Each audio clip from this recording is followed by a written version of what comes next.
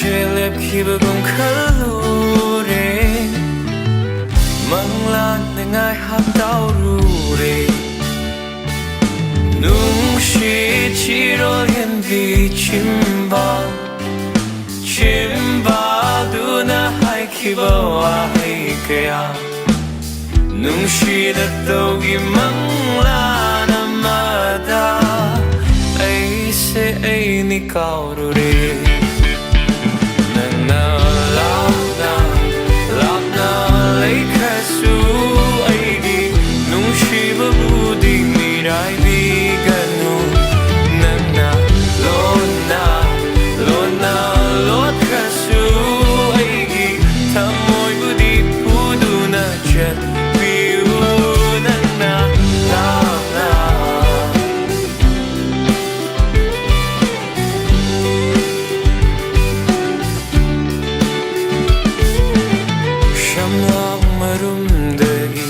Michi momon tambi Misnarum degi egi tamoy hubi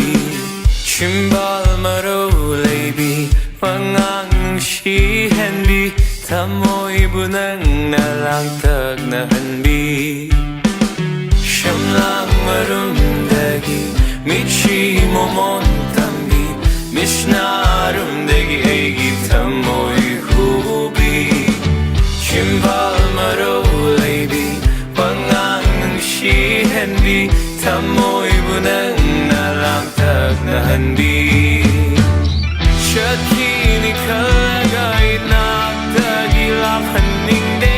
Lakini kalaga Tamoy shi nami pajarui Shakini kalasui Nagtadalay haningi Lakini kalaga Tamoy mi pai terui